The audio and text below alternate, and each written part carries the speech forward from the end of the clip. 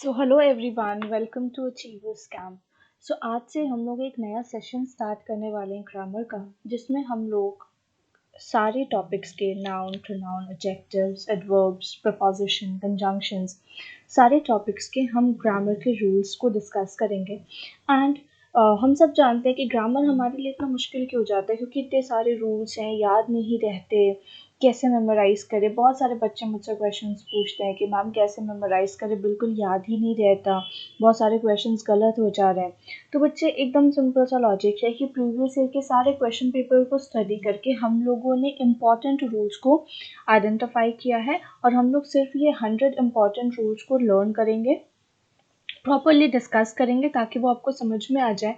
तो अगर आपने ये 100 गोल्डन रूल्स ग्रामर के पढ़ लिए, तो फिर आपको कभी भी एरर डिटेक्शन, सेंटेंस इम्प्रूवमेंट, इन सारे टॉपिक्स में कभी भी कोई दिक्कत नहीं आएगी। ठीक है, so will start with topic wise only. सबसे पहले हम लोग नाउन का करेंगे, फिर प्रोनाउन का करेंगे, and will just go on with that only. ठीक है, so definitely this exercise is helpful for all competitive examination, whether it is bank, whether it is SSC or any other competitive examination in which there is grammar as a syllabus. Okay, चलो फिर time नहीं waste करते हुए आज का सबसे पहला rule देखते हैं। Definitely these are the rules based on noun. मैंने पहले बोल दिया, विल गो सीरियल वाइज। तो नाउन हम लोग सबको बेसिकली जानते हैं कि noun is what? Noun is a naming word. Noun क्या है? नाउन नेमिंग वर्ड्स होते हैं, करेक्ट। अब इनके हम लोग कुछ इंपॉर्टेंट रूल डिस्कस करेंगे। तो जो सबसे पहला और बहुत इंपॉर्टेंट रूल है, that is hyphenated noun does not have plural form. जैसे कि अगर आप कहते हो कि 100 रुपीज,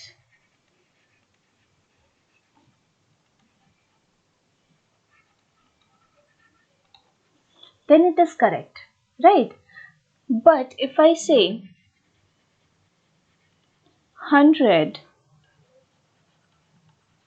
रुपीज नोट, तो फिर ये गलत है। क्यों? क्योंकि बच्चे, रुपीज भी नाउन है और नोट भी नाउन है। तो जब दो नाउन एक साथ आता है ना, तो पहला वाला नाउन जो है, it start behaving as adjectives. तो ये नाउन हमेशा अपने ओरिजिनल फॉर्म में यूज होता है, बिना एस और ईएस के। इसका एक और एग्जांपल देती हूँ। हम लोग कह सकते हैं ना कि there are 5 stars in the sky. Okay, so 5 star is fine, but if we are saying 5-star hotel, आप लोग तो हमेशा बोलते हो ना कि आज मैं 5 स्टार होटल जाने वाला हूँ। डू यू एवर से 5 स्टार्स होटल? नहीं, हम लोग हमेशा 5 स्टार होटल बोलते हैं। क्यों? इन अ सिंपल मैनर, क्योंकि स्टार भी नाउन है, होटल भी नाउन है, और दो नाउन जब भी साइमल्टेनियसली आ रहा होता है, तो पहला वाला नाउन जो है वो हमेशा अपने सिंगुलर फॉर्म में होता है। तो हाइफेनेटेड नाउन जो होते हैं वो प्लूरल फॉर्म में कभी भी नहीं होते। I hope this is clear to everyone. Rule number 1 सबको समझ में आ गया। अब हम लोग रूल नंबर 2 देखेंगे। Noun expressing numbers are used in singular form with numeral adjectives. Again, I'll explain. Like for example, we can say 5 dozen. 5 dozens. This is correct. But if you're using noun after it, we do not use s or as here. That is what it is also trying to say, है ना? Numeral adjectives के साथ जब भी numeral adjective यहाँ पर 5 आ जाता है, हम ऐसा कह सकते हैं कि Sheetal gave me dozens of pen. ठीक है, लेकिन जब हम यहाँ पर 5 यूज कर दे रहे हैं, तो we can not say dozen, we will always say 5 dozen pen. Okay, so you need to memorise कि जब भी न्यूमरल एडजेक्टिव आ जाता है पहले, तो आप नाउन के साथ, जब दो नाउन साथ यूज कर रहे होते हैं, तो जो पहला नाउन होता है वो हमेशा उसके सिंगुलर फॉर्म में होता है, right? So I hope this is also clear to everyone. Now will see the next rule. Okay, so the next rule is based on collective noun. तो सबसे पहले तो हम यही जानने की कोशिश करेंगे कि कलेक्टिव नाउन होता क्या है. तो बच्चे, कलेक्टिव नाउन ऐसे नाउन्स होते हैं जो कलेक्शन में यूज किए जाते हैं. ठीक है, नाउन यूज ना collection, like for example bouquet of flowers, तो हम उसको कलेक्टिव नाउन कहते हैं, राइट।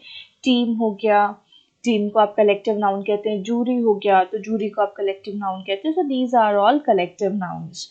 ना कलेक्टिव नाउन का एक बड़ा इंपॉर्टेंट रूल है, that is collective noun are not gender specified. आप उसको मेल और फीमेल में आइडेंटिफाई नहीं कर सकते।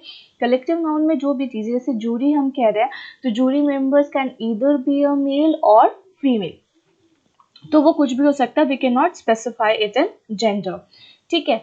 कलेक्टिव नाउन हमेशा कलेक्शन में यूज किया जाता है, तो whenever it is use as a collection आप उसके साथ सिंगुलर वर्ब यूज करोगे।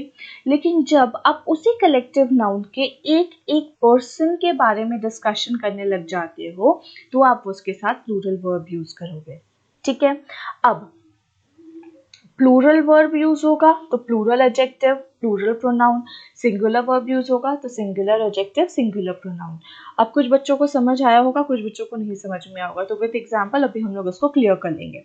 यहाँ पे हमने लिखा the committee have approved expenditure of 50 crore. तो यहाँ पर जो कमिटी है उन्होंने कंबाइंडली एक एक्सपेंडिचर डिसाइड किया है और उसको अप्रूव किया है, राइट। तो यहाँ पे committee as a collection use किया गया है, as a group member use किया गया है। तो बच्चे यहाँ पर आप कमिटी के साथ कभी भी प्लूरल वर्ब यूज नहीं करोगे, यहाँ पर हमेशा सिंगुलर वर्ब यूज किया जाएगा, ठीक है। Now the committee has not decided on the matter yet, या फिर आप बोलोगे द कमिटी, चलो इसको एक बार अलग करके मैं दूसरा सेंटेंस बताती हूँ सो दैट के माइंड में ज्यादा क्लैरिटी आए। The committee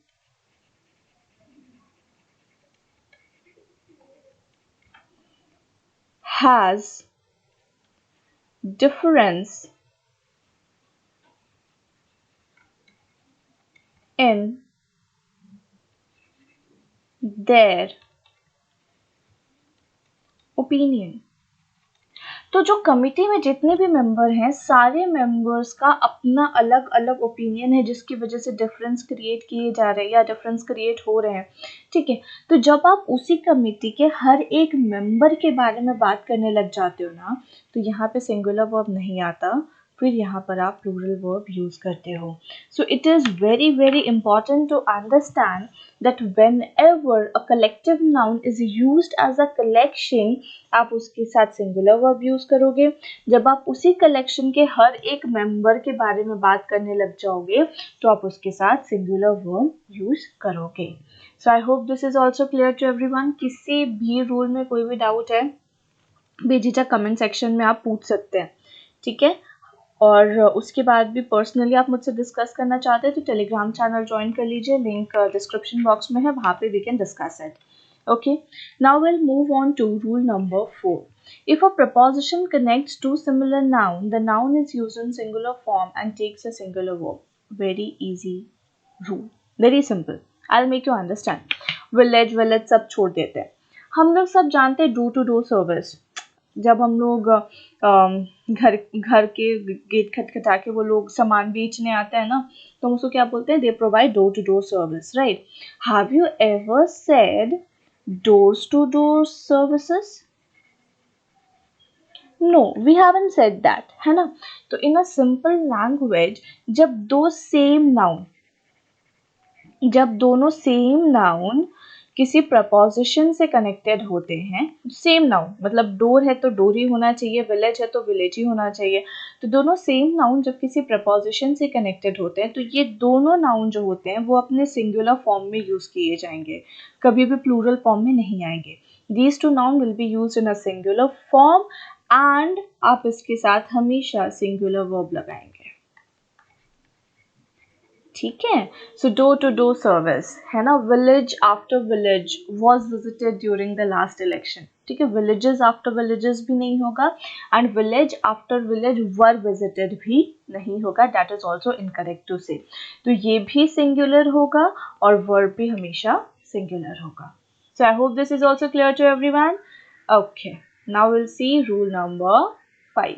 Now we have completed the important rules of noun and we have now shifted to the important rules of pronoun. अब हम लोग pronoun के important rules देख रहे हैं.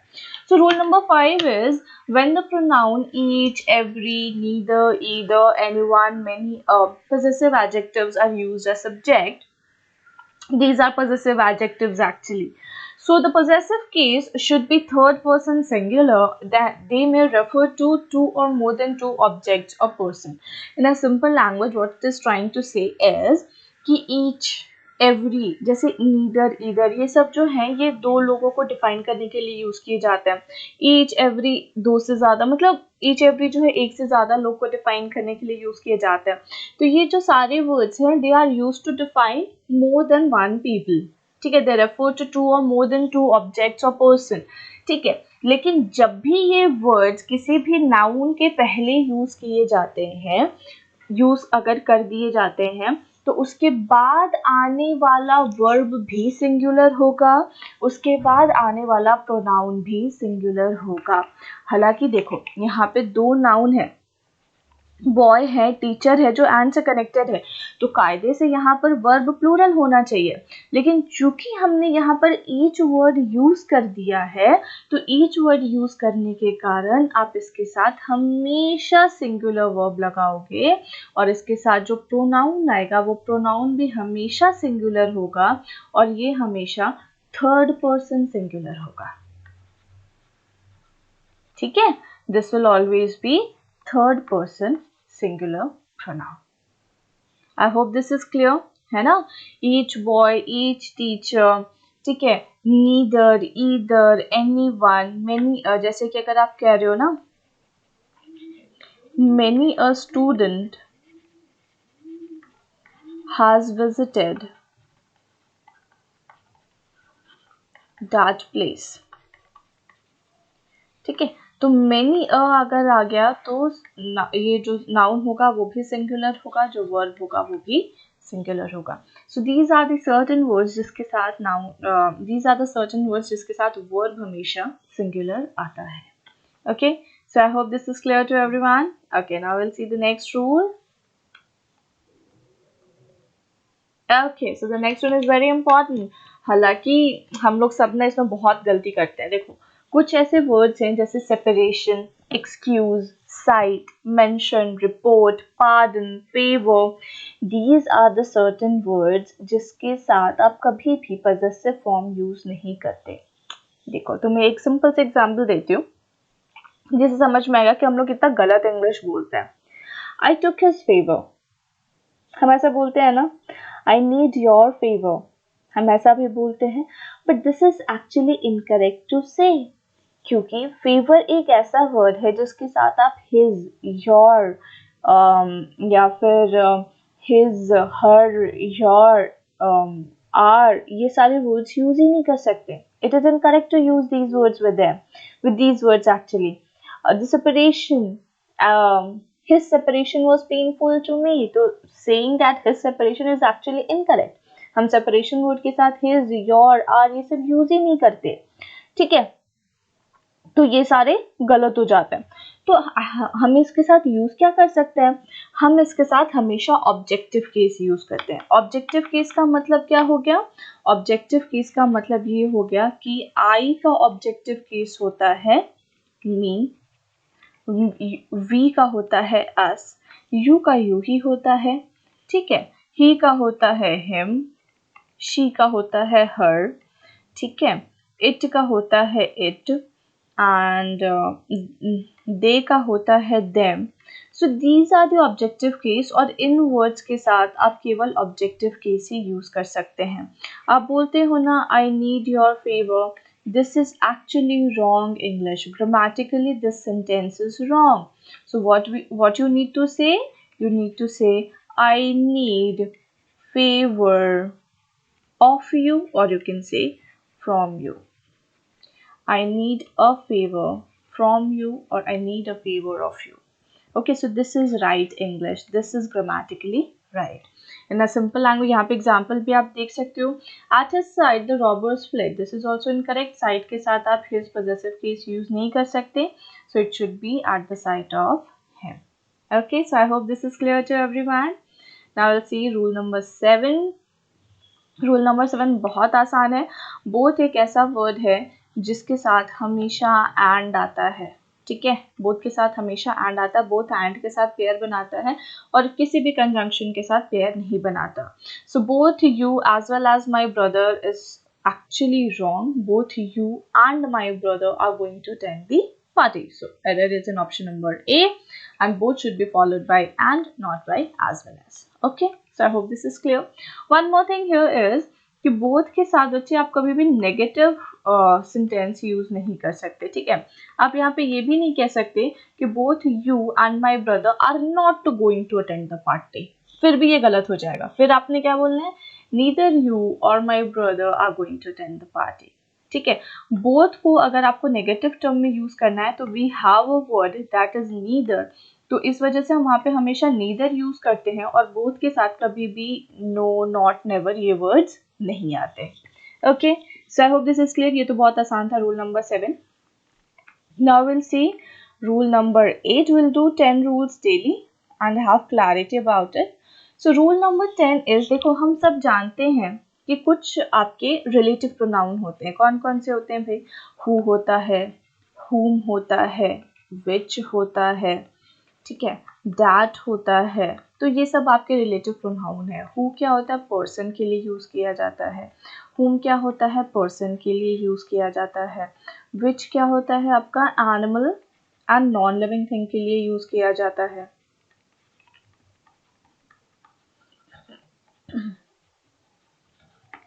एंड दैट क्या है? दैट आपका person, animal and non living thing तीनों के लिए यूज किया जाएगा. ठीक है, तीनों के लिए यूज किया जाता है. ठीक है, तो हालांकि यहाँ पे लिखा है कि ऑफ द टू सिस्टर्स, यहाँ पे लिखा है of the two sisters who is more intelligent. तो यहाँ पर वो ठीक होना चाहिए क्योंकि पर्सन के साथ ही यूज किया गया है.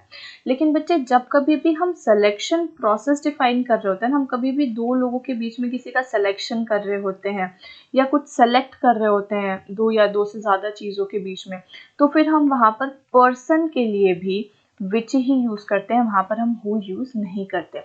तो हम दो सिस्टर्स में से चूज कर रहे हैं ना कि दोनों में कौन बेहतर है या कौन ज़्यादा इंटेलिजेंट है. तो यहाँ पे चूंकि हम सिलेक्शन कर रहे हैं, this is incorrect to say who. Here we will say of the two sister which is more intelligent. Okay, so which is used in place of who when we are referring to a choice between two or more than two things or persons.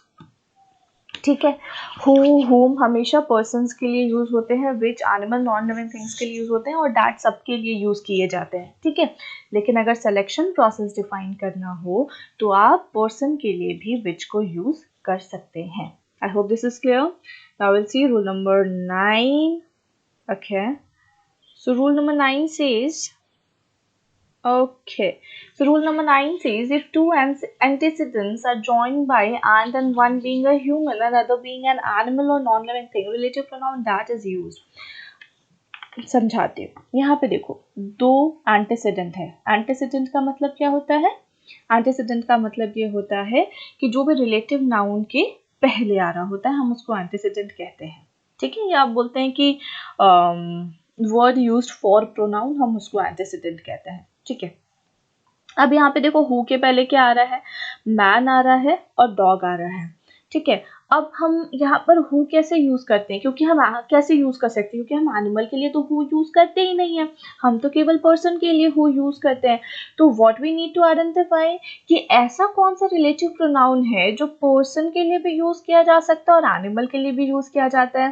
तो या it clicked right in your mind that is a relative pronoun which is used for person, which is used for animal and also for non-living thing.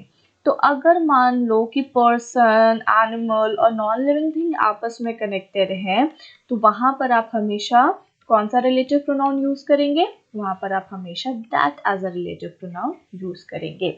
So it is incorrect to use who here. We what will use here? That. Okay, so I hope this is clear to everyone. फिर से repeat कर रही हूँ, किसी को कोई भी doubt है रूल में तो आप बेझिझक कमेंट सेक्शन में पूछिए या फिर आप टेलीग्राम चैनल ज्वाइन कर सकते हो और डायरेक्टली मुझसे डिस्कस कर सकते हो. Now the last rule for today. आज के लिए बस इतना ही करेंगे, फिर अगले दिन नेक्स्ट रूल देखेंगे, ठीक है। हमारी जो क्लास है वो ट्यूसडे, थर्सडे एंड सैटरडे होगी। At what time? At 6 PM in the evening, ठीक है। 6 PM in the evening, Tuesday, Thursday, Saturday. तो आप लोग इजीली क्लास ज्वाइन कर सकते हो। Okay, so the last rule for today is, if there is a comparison between two nominative cases, the pronoun of the nominative case is used after them.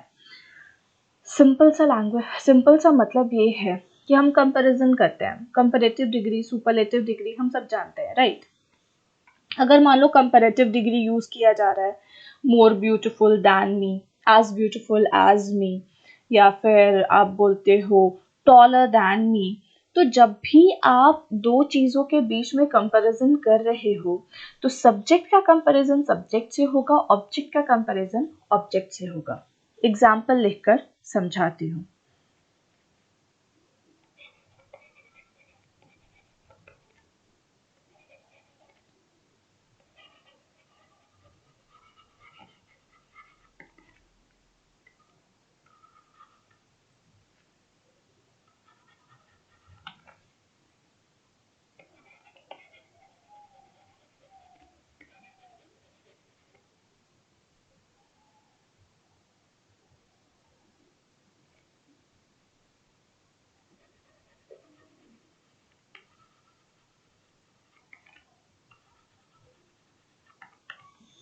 ठीक है, दो sentence है, she is as beautiful as me, I know her more than him. ठीक है, अब देखो यहाँ पर शी का कंपैरिजन किससे हो रहा है? मी से हो रहा है, ठीक है, कि वो मेरी जितनी खूबसूरत है। तो शी का कंपैरिजन मी से हो रहा है, और शी क्या है? शी तुम्हारा सब्जेक्ट है, ठीक है, शी तुम्हारा सब्जेक्ट है। तो बच्चे यहाँ भी सब्जेक्ट ही आएगा, ऑब्जेक्ट नहीं आएगा। तो क्या होगा? मी का सब्जेक्टिव केस क्या होता है? आई होता है, तो यहाँ पर आई होगा, ठीक है। मतलब subject will be compared with subject and object will be compare with object. ऐसा नहीं है कि सब्जेक्ट और ऑब्जेक्ट को कंपेयर कर दोगे, या ऑब्जेक्ट या सब्जेक्ट को कंपेयर कर दोगे। सब्जेक्ट सब्जेक्ट से, ऑब्जेक्ट ऑब्जेक्ट से कंपेयर होता है। अब यहाँ पर अगर हम कहते हैं आई know her more than him, यहाँ पे कंपैरिजन किसके बीच में हो रहा है? हर और हिम के बीच में। मैं हर को जितना जानती हूँ उतना ही मैं हिम को भी जानती हूँ, दैट इज द पॉइंट। तो comparison is between her and him. अब यहाँ पर हर क्या है? I is subject, know is verb, then her is what? Her is object. तो यहाँ पर चूंकि हर का कंपैरिजन हिम से हो रहा है और हर ऑब्जेक्ट है, तो हिम भी यहाँ पर ऑब्जेक्ट है, तो ये सेंटेंस करेक्ट है।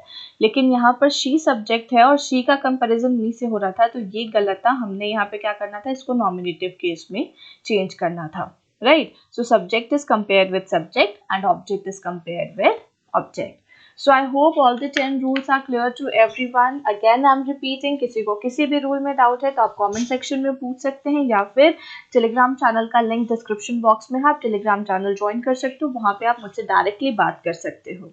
Okay, now whatever rules we have discussed today, there are 5 questions based on it. Take a screenshot of it and try to solve it at home. ठीक है, इसको आप लोग सॉल्व करिए। जो भी हमारी नेक्स्ट क्लास है, जो अभी सैटरडे को होगी, ठीक है, तो सैटरडे को जो हमारी नेक्स्ट क्लास होगी उसमें हम लोग ये 5 क्वेश्चंस को का आंसर मैं पहले बताऊंगी, तो आप लोग वहाँ पे अपने आंसर्स को चेक करिएगा एंड फिर हम लोग न्यू रूल्स की तरफ आगे बढ़ेंगे, ठीक है। So take a screenshot, try to solve the question, comment your answers and check how much you have done the how much you have learned from today's class. Thank you everyone, take care, see you in the next class, bye bye.